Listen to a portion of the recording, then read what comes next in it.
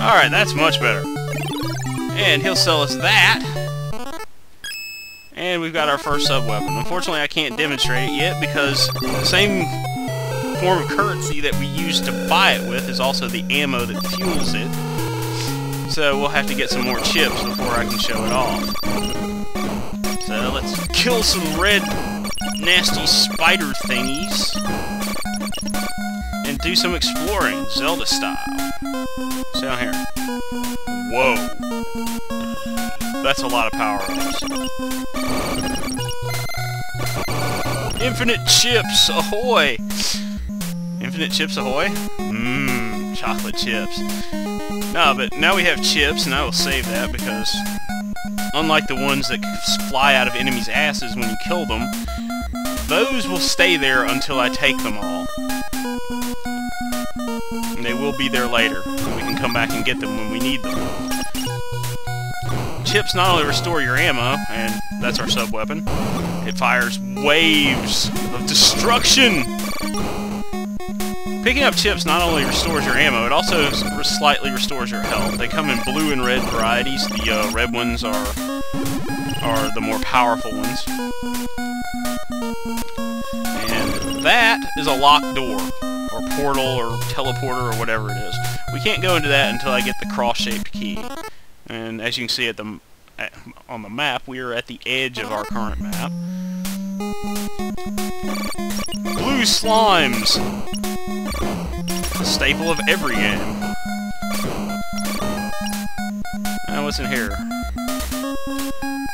Brains! Bouncing brains and those things. You don't have to kill everything. Matter of fact, there are quite a few things in this game that pretty much can't be killed, and there's a different kind of block, a square.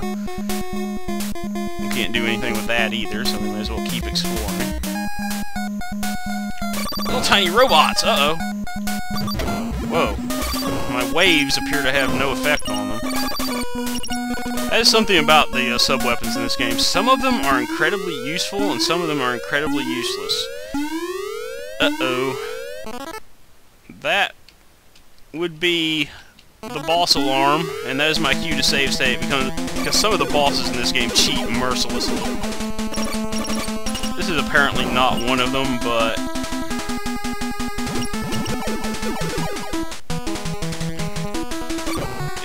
you can actually skip most of the bosses if you know where they are, and you just avoid those places. But it's really not worth it because, well, you'll see here in a second.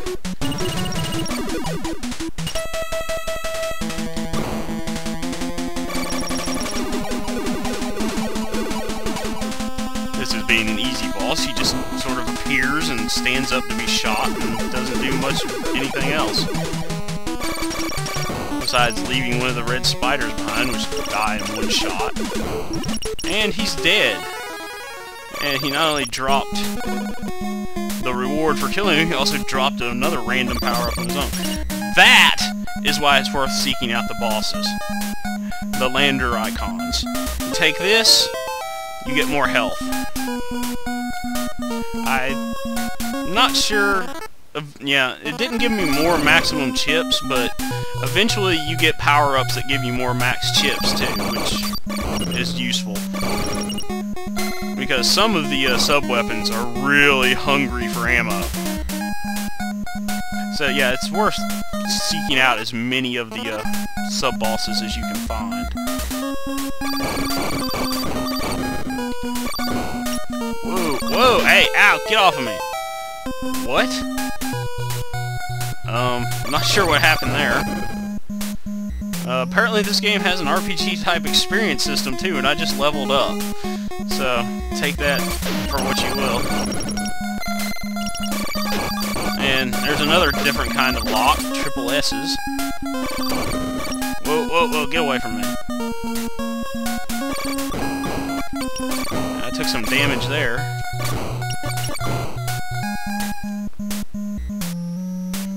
I will be checking my map. I will be using save states liberally.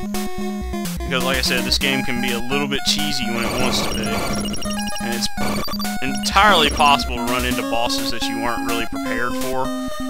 And that is that usually has utterly disastrous consequences.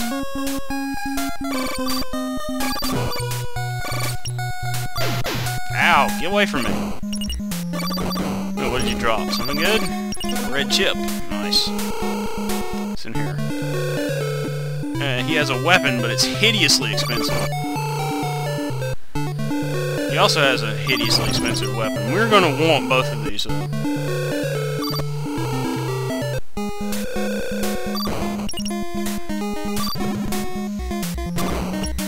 Not... Like I was saying, not every weapon in the game is good, but it's worth having them. I mean, chips basically grow on trees in this game anyway, so, you know, it's not like you have to worry about money, and this is where we came in.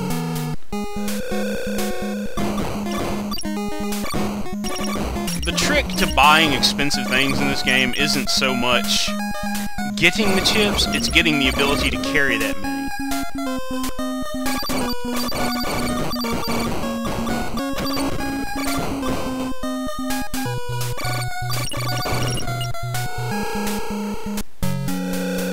I set Seal 6 very well. You will need a special weapon to break it. That's a hint. But it's not relevant just yet.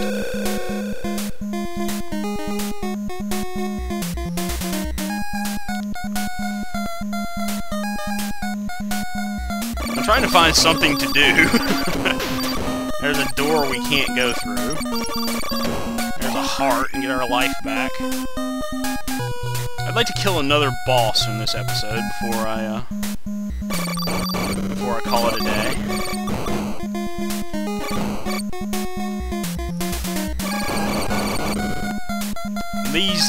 These plain colored pyramids, they never have anything in them. They're just there to get in your way. There are points in the game where you have to like carve your way through a maze of them occasionally.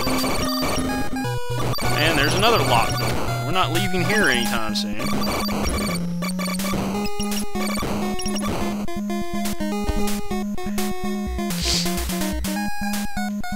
Brains! Bouncing yellow brains. My favorite. The weapon power-up wouldn't go amiss either.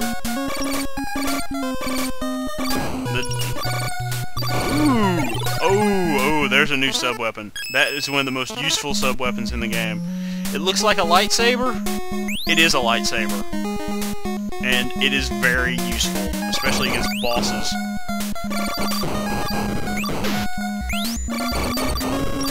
It does hideous amounts of damage.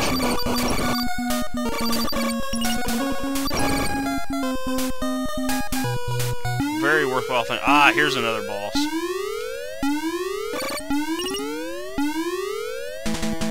We'll use our lightsaber on him. To great effect, I might add. And what did we get? We got yet another new weapon. Let's see what that does. That's sort of a rotating shield deal that really burns through the chips. We're going to stick to our lightsaber for now. Ah, more of the little crawling robots. Yeah, there's just some chips. And there's yet another kind of lock, a crescent moon-shaped thing. Maybe what I'll do this episode is get through the first corridor.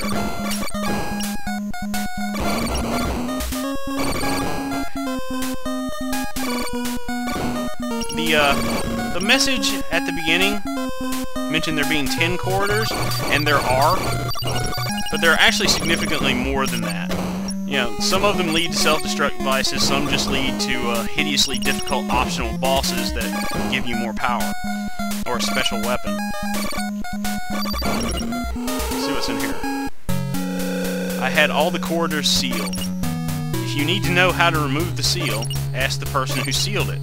To remove the seal at corridor number 1, fire at the gate. All the rooms leading to the corridors are locked, so use the warp panel to get into the room. To use the warp panel, blast through the cover. You will also need the key for the panel. So, they are sort of teleporters. They're warp panels, apparently.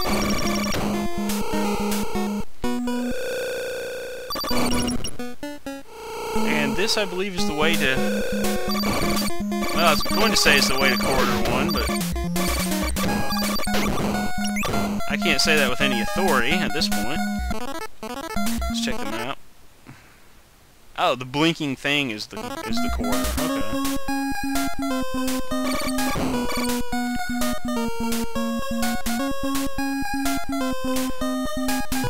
I wonder if there's any more sub-bosses hiding around here. Ooh!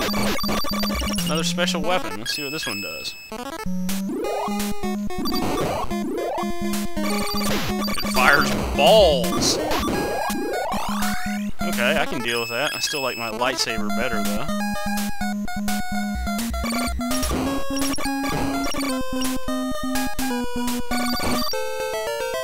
That!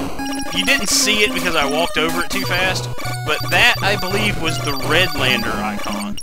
And you notice it increased my maximum chips and gave me a gun upgrade. A pretty significant one, too.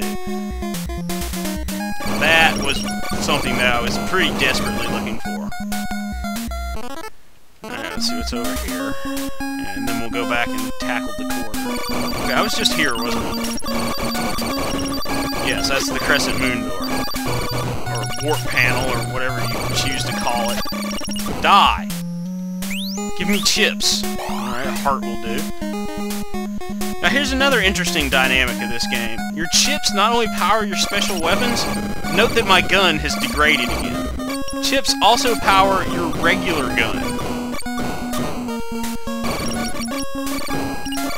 So, basically, unless I get back up to 100 chips, my gun is going to be the same old crap that it was. But as long as I've got full chips, I will have the gun. And once I get my next chip carrying upgrade, you know, I'll be able to keep, you know, the more powerful regular gun longer. And there's Corridor 1.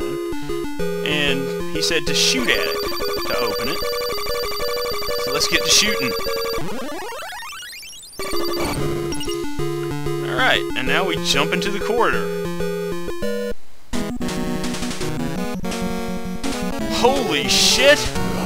She's not just a spaceship, she's a transformer! Okay, Spaceballs quote aside, she is a transformer, and yes, you aren't just the lady that flew in on the ship, you are the ship! That's kind of a cool feature, I think. And now fish. Big, green, really flat fish. And eyeballs that are also turrets. Suck lightsaber. And now I got my chips back. Yes, I'm going to do my damnedest to hang on to the more powerful gun, because it's really more important than any of the sub-weapons at this point. Whoa!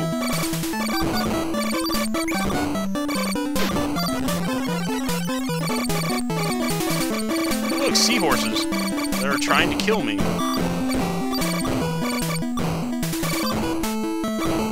Yeah, the corridors are weird. Some of them are like underwater and have this whole fish thing. Some of them are really technological and full of turrets and spaceships. And others are like caves.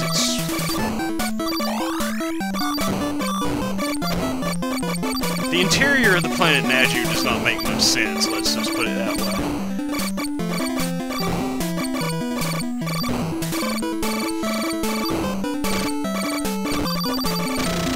Interesting question. Am I actually underwater?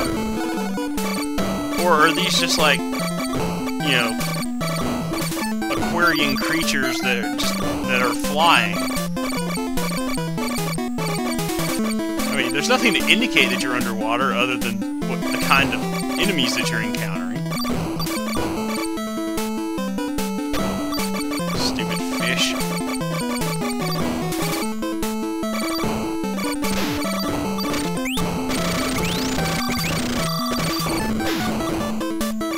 Oh, I missed it! Well, so much for hanging on to the more powerful weapon.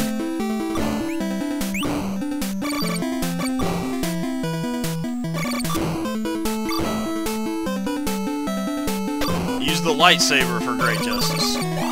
Heart. We should be coming up on the boss here. Indeed we are. No, wait. First we have to deal with this. Rather simple, thanks to the lightsaber. Oh yes, that's something I meant to point out. It's like all your sub-weapons still work when you're a ship. Some of them work a little differently, but they all work. Like as you can see, the wave blaster thing is rather useful when you're a ship, since you can bend it a little, and that other one just you can shoot in any of the 4 cardinal directions, and that eats up so many chips, I'm not even going to mess with it. Apparently I picked up some chips somewhere. That's good. Yeah, these stages tend to be really long. And there's the alert for the boss. Excuse me while I drop a save state. Because some of the bosses in the corridors are really viciously difficult. And as you can see, they do monstrous amounts of damage.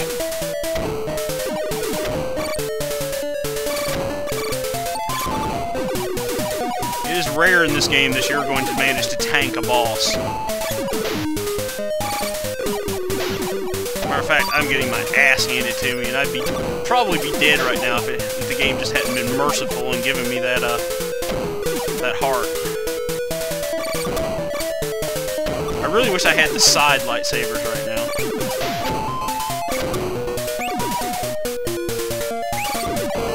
Aha! I beat him! Quarter 1 finished.